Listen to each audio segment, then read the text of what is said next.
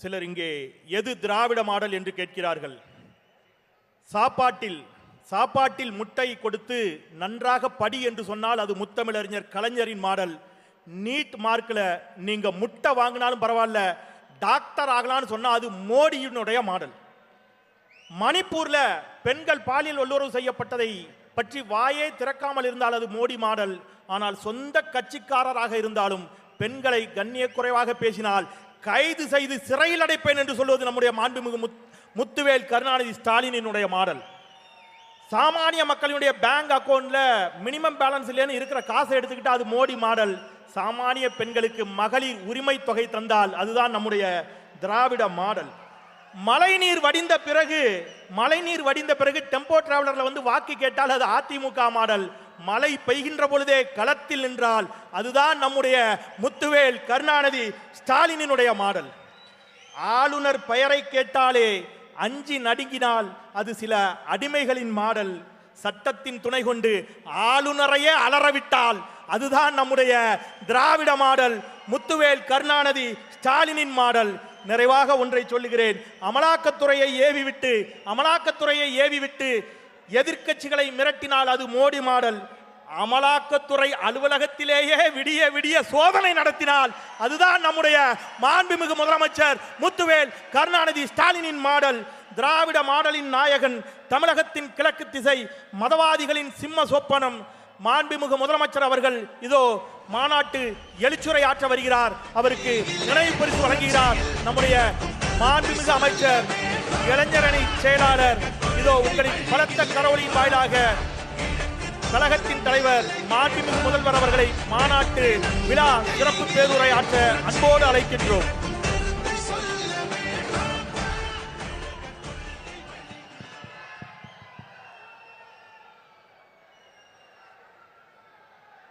கடல் போல் திரண்டிருக்கும் திராவிட பட்டாளமே,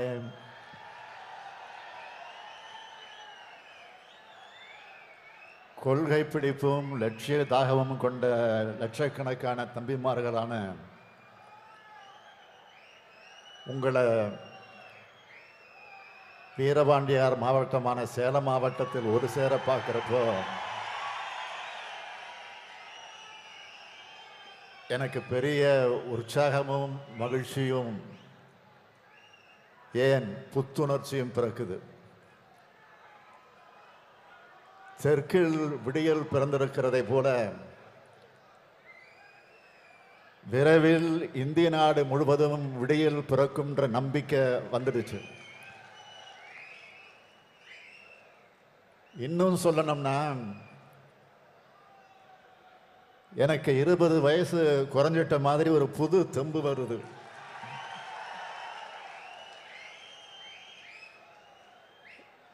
இப்படிப்பட்ட எழுச்சிமிகு ஏற்றமிகு இளைஞரணியின் 2வது மாநாட்டினுடைய தலைவர்,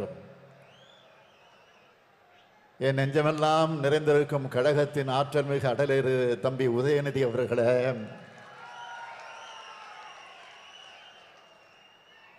உரையாற்றி அமர்ந்திருக்கும் கழகத்தின் பொதுச் செயலாளர் என்னுடைய ஆருயிர் அண்ணன் துரைமுருகன் அவர்களே, கழகத்தின் பொருளாளர் அருமை நண்பர் TR பாலு அவர்களே,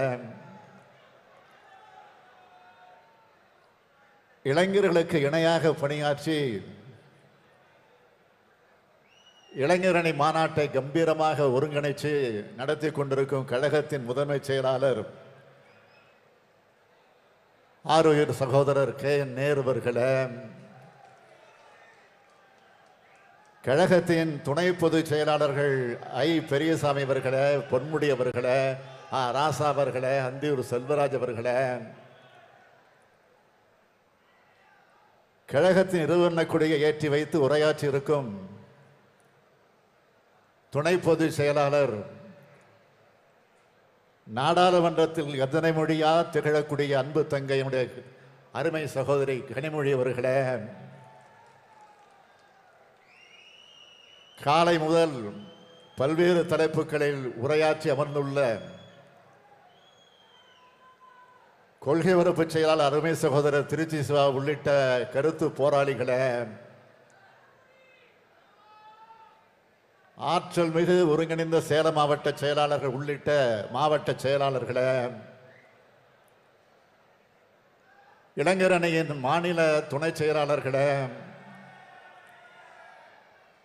மாவட்ட அமைப்பாளர் மற்றும் துணை அமைப்பாளர்களே, சமுதாயத்தின் ஈட்டி முனைகளாக இருக்கக்கூடிய இளைஞரின் தம்பிமார்களே,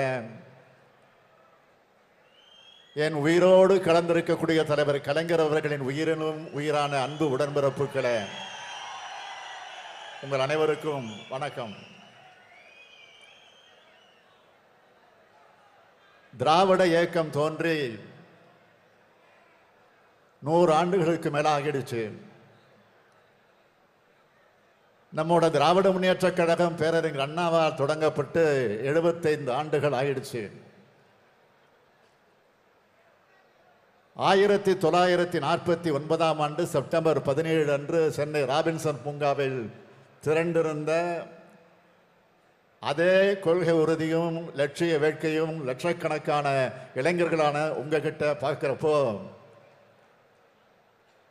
இந்த இயக்கத்தோட தலைவரா மிகுந்த மகிழ்ச்சி அடைகிறேன். அஞ்சா நெஞ்சர்களை அருந்தம்பிகளாக பெறும் பேரு பெற்றேன்னு பேரறிஞர் பெருந்தகை அண்ணா பெருமைப்பட்டது போல நான் பெருமைப்படுகிறேன். இந்த உணர்வை, உற்சாகத்தை, எழுச்சியை ஏற்படுத்தி தந்திருக்கும் இளைஞரணியின் செயலாளர் மாண்புமிகு தம்பி உதயநிதி அவர்களை பாராட்டுகிறேன், வாழ்த்துகிறேன். மகன் தந்தை காற்றும் உதவி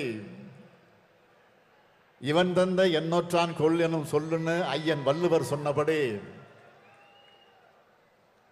அவருடைய செயல்கள், கழக பணிகள், மக்கள் தொண்டு அமைஞ்சிருக்கு.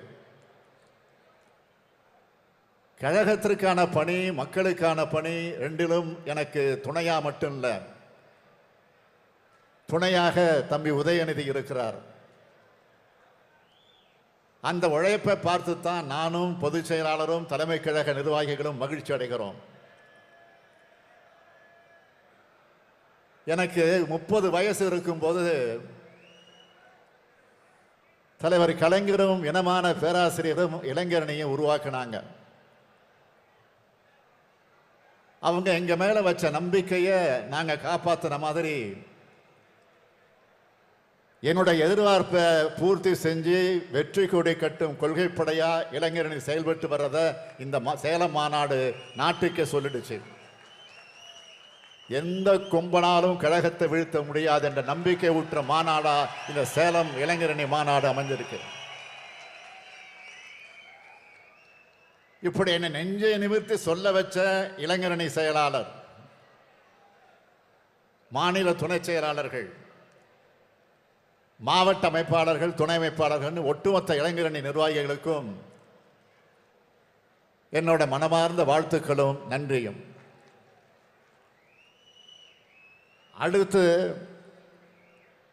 முக்கியமா இந்த மாநாடு இவ்வளவு பிரம்மாண்டமாக நடைபெற காரணமானவர்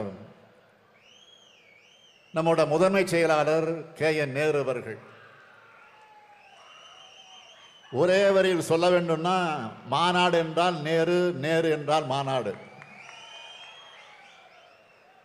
மாநாடு நடக்கிற இடத்துல நேரு இருப்பார், நேரு இருக்கிற இடத்துல மாநாடு நடக்கும்.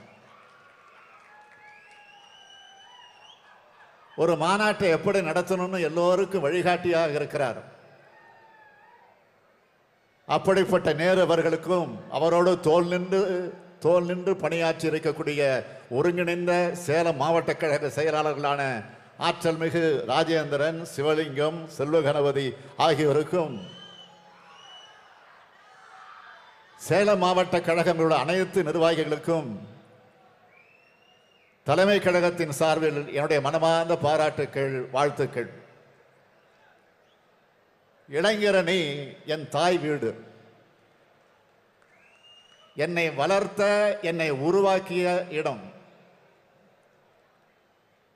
நான் இன்று கோடிக்கணக்கான திராவிட முன்னேற்ற கழக தொண்டர்களோட தலைவராக கடமையாற்றி வர்றதுக்கும், தாய் தமிழ்நாட்டோட முதலமைச்சராக பொறுப்பேற்று மக்கள் தொண்டாற்றி வருவதற்கும் அடித்தளமிட்டதே இந்த இளைஞரணி தான். அதனால எனக்கு எப்போதும் தனி பாசமும் உரிமையும் உண்டு. 1980 ஜூலை 20 மதுரை ஜான்சிராணி பூங்காவில் இளைஞரணி தொடங்கப்பட்டுச்சு. அன்று முதல் நகரம் கிராமம் எங்கும் கழக கொடியை ஏற்றுவதும் பாசறை கூட்டங்கள் நடத்துவதும் தமிழ்நாட்டை நான் வலம் வந்தேன். மாநாடுகள் நடத்தப்படுகிற பெரும் பேரணிகள் எல்லாம் எங்களுடைய வெண்சீருடைய அணிவகுப்பால பலரையும் அண்ணாந்து பார்க்க வச்சது. போராட்ட களங்களில் இளைஞர்கள் அதிகமாக பங்கெடுத்தாங்க. தேர்தல் பரப்புரைகளில் இளைஞர்கள் சுற்றி சுழன்று பணியாற்றினாங்க. 1980 முதல் கட்சிக்குள் புது ரத்தம் பாய்ச்சியது இளைஞரணி. உழைப்பு உழைப்பு உழைப்பு. தலைவர் கலைஞர் அவர்கள் என்னை பாராட்டினார்னா அந்த உழைப்புக்கு இளைஞரணி தம்பிமார்கள் என்னை உற்சாகம் ஊட்டிக்கிட்டே இருப்பாங்க. எப்பவும் நான் சுறுசுறுப்பா இயங்க இன்னொரு முக்கிய காரணம் என்னை சுற்றி இளைஞர்களே இருந்தாங்க. இளைஞர்களால் உருவான போர்க்கருவிதான் இந்த ஸ்டாலின். நான் மட்டும் இல்ல, ஏராளமான தளபதிகளை உருவாக்கின ஈடு இணையற்ற அணிதான் இளைஞரணி. எங்களால் உருவாக்கப்பட்ட பலரும் எம்எல்ஏ எம்பிக்களா அமைச்சர்களா மாவட்ட செயலாளர்களா உயர்ந்தாங்க. நாளை அத்தகைய பொறுப்புகளுக்கு நீங்கள் வரலாம், வருவீங்கள. அந்த உயரத்துக்கு உங்க உழைப்பால உங்களை நீங்களே தகுதிப்படுத்திக்குங்க. இளைஞரணி தம்பிமார்களே, நான் உங்களுக்கு அறிமுகம் செய்ய விரும்புகிற கொள்கை உணர்வு எது தெரியுமா? பல்லாயிரம் ஆண்டு வரலாற்றை கொண்ட நம்முடைய தமிழினத்தின் வரலாற்றை தெரிஞ்சுக்குங்க. நூற்றாண்டு வரலாற்றை கொண்ட திராவிட இயக்கத்தின் கொள்கையும் அதுக்காக போராடின தலைவர்களின் வரலாற்றையும் முழுமையா தெரிஞ்சுக்குங்க. திராவிட முன்னேற்ற கழகம் 6வது முறையா ஆட்சியில் இருக்கு. ஒவ்வொரு முறை ஆட்சியில் இருந்தபோது இந்த தாய் தமிழ்நாட்டுக்கு செஞ்சு கொடுத்த சாதனைகள், தீட்டிய திட்டங்களை தெரிஞ்சு வச்சுக்குங்க. அப்பதான் இந்த நவீன தமிழ்நாட்டை உருவாக்கி கொடுத்த சிற்பி நம்ம தமிழின தலைவர் கலைஞர்னு உங்களுக்கு புரியும். அது மட்டுமல்ல, தமிழினத்துக்கு எதிரான நாசகார சக்திகள் இதுவரை எந்த வகையிலெல்லாம் நம்ம தமிழினத்தோட மொழியையும் பண்பாட்டையும் நாசம் செஞ்சதுன்னு உங்களுக்கு புரியும். கொள்கை உணவுதான் கொள்கை உணர்வூட்டும், உங்களை செழுமைப்படுத்தும். உங்கள் மூலமாக கழகத்தை தமிழ்நாட்டை வளர்க்கும். இன்றைக்கு காலை முதல் துணை பொதுச் செயலாளர் ராசா உள்ளிட்ட பலரும் பல்வேறு தலைப்புகளில் பேசினாங்க. இந்த தலைப்புகள் தான் உங்களுக்கு பாட புத்தகங்கள். இந்த தலைப்புகள் கொண்ட புத்தகத்தை அந்த பேச்சாளர்களை கொண்டே எழுத வைங்க. உதயநிதி உங்களுக்கு அதை உருவாக்கி தருவார். ஏன்னா ஒரு காலத்தில் கழக மாநாடுகள் 4 நாட்கள் நடக்கும், 3 நாட்கள் நடக்கும். அப்போ எல்லாத்தையும் விரிவாக பேச முடியும். ஆனால் இப்போ ஒரு நாள் மாநாடு ஆயிடுச்சு. இன்னும் சொன்னா ஒரு காலத்தில் மாநாடு நடத்தினா மட்டும்தான் இதெல்லாம் சொல்ல முடியும். ஆனா இப்ப மாநாடு நடத்த சொல்ல வேண்டியதை வீடியோ எடுத்து கழக அமைப்புகளின் சார்பில் சமூக ஊடகங்களில் பதிவிட்டா ஒரே நேரத்தில் லட்சக்கணக்கானவங்களுக்கு போய் சேரக்கூடிய அளவுக்கு நவீன தொழில்நுட்பம் வளர்ந்துருச்சு. அப்படிப்பட்ட தொழில்நுட்பத்தை பயன்படுத்தி நம்மோட கொள்கை பரப்புரைய தொய்வில்லாம நீங்க செய்யணும். கொள்கை உரம்தான் உங்களுக்கு உரம். கொள்கை உரம்தான் கழகத்திற்கான உரம். 75 ஆண்டுகளாக என் கழகம் இன்னைக்கும் கம்பீரமா நிற்குதுன்னா அதுக்கு நம்ம கொள்கை உரம்தான் காரணம். சமூக நீதி, சமத்துவம், சுயமரியாதை, சகோதரத்துவம், மாநில உரிமைகள், மொழிப்பற்று, இனப்பற்று, பெண் உரிமை, ஒடுக்கப்பட்டோர் நலன், எல்லோருக்கும் எல்லாம் என்கிற அடித்தளத்தில் உருவாக்கப்பட்டதுதான் திராவிட முன்னேற்ற கழகம். ஒரு சீர்திருத்த இயக்கத்தின் கையில் ஆட்சி நடத்த வாய்ப்பு வருமானால் என்னென்ன செய்ய முடியுமோ அவை அத்தனையும் செஞ்சு காட்டியிருக்கோம். தமிழ்நாட்டோட வளத்துக்கும் நலத்துக்கும் காரணமானவர்கள் நாம். இதுக்கு இப்போ ஆபத்து வந்திருக்கு. அந்த ஆபத்தை உணர்ந்து தடுக்கிறதுக்காகத்தான் இளைஞரணி மாநாட்டையே மாநில உரிமை மீட்பு மாநாடா நாம ஏற்பாடு செஞ்சிருக்கோம்.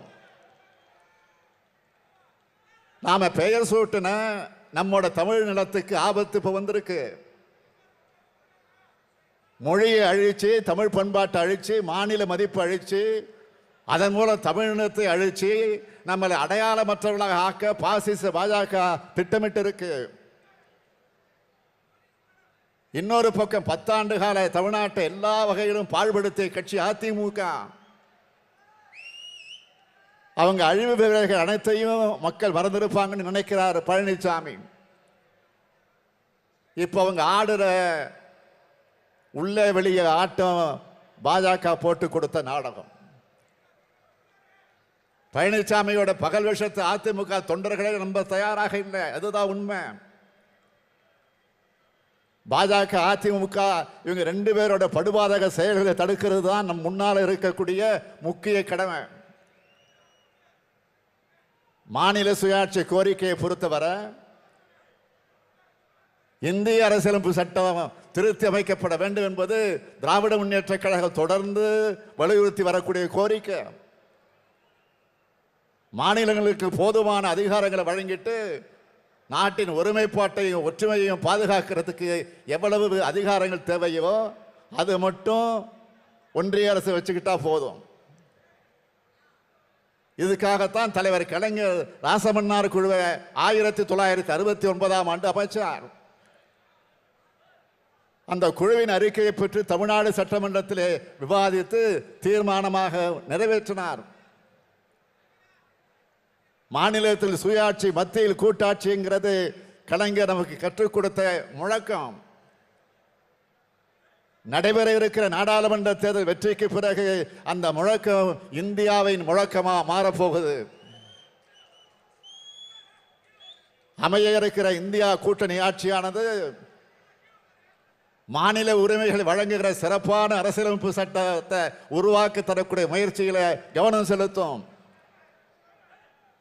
திமுக அரசை மட்டும் மனசில் வச்சுக்கிட்டு மாநில உரிமைகள் நான் சொல்லல.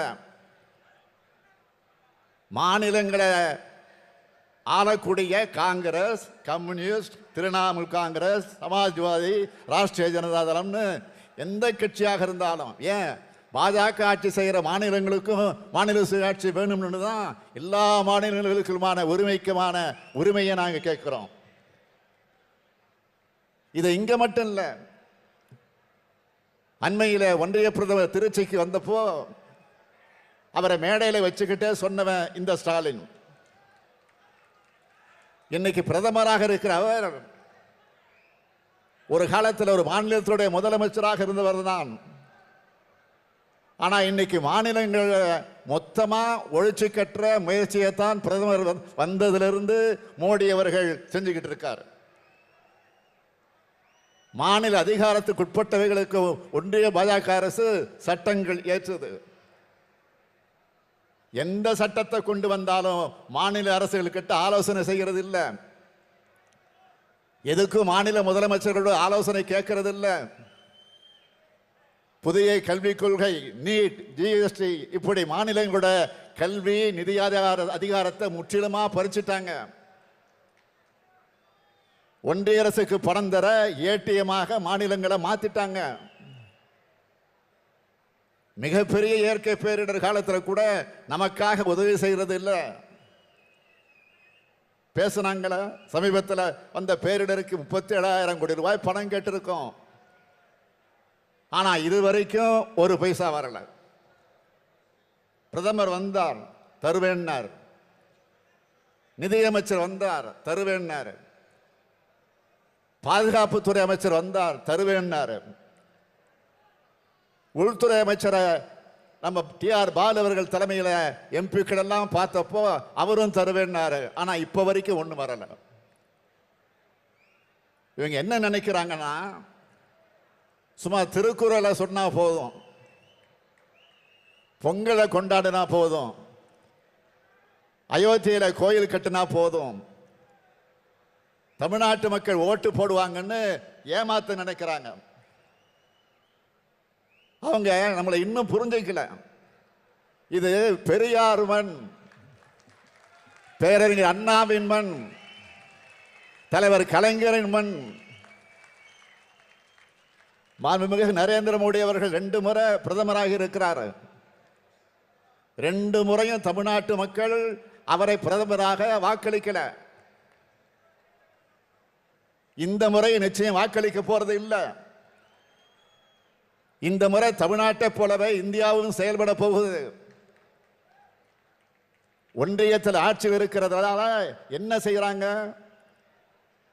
கட்சிகளை உடைக்கிறது, எம்எல்ஏக்கள் இழுக்கிறது, ஆளுநர்கள் மூலமா குறுக்கு வழியில் ஆட்சி நடத்த பார்க்கிறது. சொல்ல போனா பாஜகவுக்கு வேட்டு வைக்க வேற யாரும் வேணாம், ஆளுநர்களே போதும். அவங்க அந்த காரியத்தை சிறப்பாக செஞ்சு முடிச்சிடுவாங்க. நாம உருவாக்கி இருக்கக்கூடிய இந்தியா கூட்டணி அமைக்கும் ஆட்சி ஒற்றை கட்சி ஆட்சியா இருக்காது, சர்வாதிகார ஆட்சியா இருக்காது, கூட்டாட்சியாக இருக்கும். மாநிலங்களை மதிக்கிற ஆட்சியாக இருக்கும். தமிழ்நாட்டிற்கும் தமிழ்நாட்டு மக்களுக்கு நல்லது செய்யக்கூடிய ஆட்சியாக இருக்கும். இந்தியாவை அனைத்து வகையிலும் முன்னேறக்கூடிய ஆட்சியாக இருக்கும். அதுக்கான பணி நம்மை நோக்கி வந்து கொண்டிருக்கிறது. தேர்தல் பணி தொடக்கமா? சேலம் மாநாட்டுக்கு முன்பே 3 குழுக்கள் அமைச்சிட்டோம். நாடாளுமன்ற தேர்தலுக்கான கூட்டணி கட்சிகளோடு பேச்சுவார்த்தை நடத்த டிஆர் பாலு தலைமையில் ஒரு குழுவும், தேர்தல் அறிக்கையை தயாரிக்க என்னுடைய அருமை தங்கை கனிமொழி தலைமையில் ஒரு குழுவும், தேர்தல் பணிகளை முழுமையாக கண்காணித்து ஒருங்கிணைக்க நேரு, வேலு, பாரதி, தங்கம் தென்னரசு, தம்பி உதயநிதி என 5 பேர் கொண்ட ஒரு குழுவும் அமைக்கப்பட்டுள்ளது. 5 குழுவும் 40 தொகுதிகளிலும் பணியாற்ற உள்ள நிர்வாகிகளை அழைத்து வெற்றிக்கான வியூகத்தை தருவாங்க. அறிக்கை தயாரிக்க குழு முக்கிய நகரங்களுக்கு வந்து முக்கிய நகரங்களுக்கு சென்று மக்கள் கருத்துக்களை கேட்பாங்க. கூட்டணி பற்றியும் யார் வேட்பாளர் பற்றியும் தலைமையின் கையில் விட்டுடுங்க, அதை நாங்க பார்த்துக்கிறோம். வெற்றி பெறுபவரே வேட்பாளர் என்று முன்பே நான் சொல்லி இருக்கிறேன். யார் வேட்பாளர்னு நீங்க போட்டு மனசை குழப்பிக்க வேண்டாம். யார் வெற்றி பெற போறாங்களோ அவங்க தான் வேட்பாளர், இது உறுதி. பல்லாயிரக்கணக்கான வாக்குச்சாவடி முகவர்கள் இருக்கிறார்கள், லட்சக்கணக்கான நிர்வாகிகள் இருக்கிறார்கள், கோடிக்கணக்கான உடன்பிறப்புகள் இருக்கிறார்கள். 40 நமதே, நாடு நமதே என நாளை முதல் புறப்படுங்கள். வருகின்ற 3 மாத காலம் நீங்கள் உழைக்கும் உழைப்பில் தான் இந்தியாவினுடைய அடுத்த 5 ஆண்டு எதிர்காலம் அடங்கியிருக்கு. உங்கள் உழைப்பை முழுமையாக வழங்குங்கள். நம் அனைவரின் ஒற்றை நோக்கம் இந்தியா கூட்டணியை வெல்ல வைப்பது, இந்தியாவை வெல்வது. இதுதான் சேலம் மண்ணில் நின்று இந்த நாட்டுக்கு நாம் சொல்லும் செய்தி. என் உயிரினும் மேலான இளைஞரணி தம்பிமார்களே, உதயநிதி மட்டுமல்ல, நீங்கள் அனைவருமே என்னுடைய மகன்தான். உங்கள் ஒவ்வொருவரையும் என் மகனாக, கழகத்தின் கொள்கை வாரிசுகளாகத்தான் பார்க்கிறேன். உங்கள் அனைவரையும் இங்கிருந்தபடியே அரவணைத்து அணைத்துக் கொள்கிறேன். உங்களால் நான் இப்போது 1,00,000 பேரின் சக்தியை பெற்றுவிட்டேன். சேலத்தில் சூளுரைப்போம், சேர்ந்து எழுவோம், இந்தியா கூட்டணி வெல்லட்டும், அதனை காலம் சொல்லட்டும். நாடும் நமதே, 40 நமதே. நன்றி, வணக்கம் என்று சொல்வதற்கு முன்னால் உங்களுக்கு அன்பான வேண்டுகோள். வாகனங்களில் செல்லக்கூடியவர்கள் பொறுமையாக, மெதுவாக, அமைதியாக, அவசரமில்லாமல் பத்திரமாக அவர்கள் ஊர்களுக்கு, அவர்கள் வீடுகளுக்கு போய் சேர வேண்டும். இந்த செய்தி நாளை காலை எங்களுக்கு வந்து கிடைக்க வேண்டும். அதைத்தான் உங்கள் கால் பணிந்து பணிவோடு கேட்டு விடைபெறுகிறேன். நன்றி, வணக்கம். உடனுக்குடன் செய்திகளை தெரிந்து கொள்ள சன் நியூஸ் பெல் ஐகானை கிளிக் பண்ணுங்க.